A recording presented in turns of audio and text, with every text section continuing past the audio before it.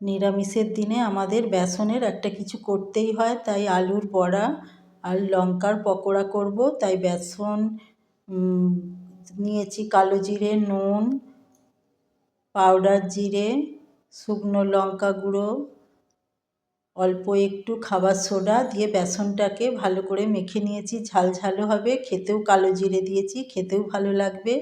ভাবলাম ভিডিও যেহেতু করি তাহলে এইটারই একটা ভিডিও করে নিই। তো এবার বেসনটাকে ভালো করে ফেটেছি, দিয়ে এবার আলুগুলো ডুবিয়ে ভালো করে তেল গরম করে একটা একটা করে ছেড়ে দিয়েছি।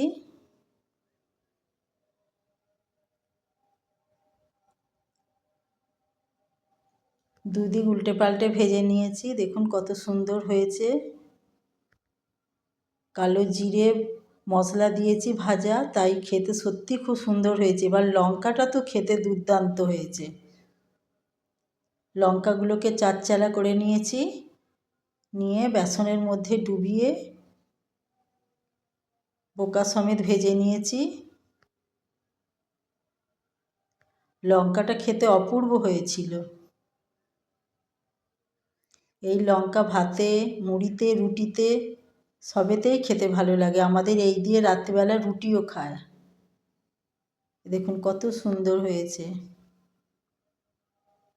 যেমন মুচমুচে খেতেও সুন্দর।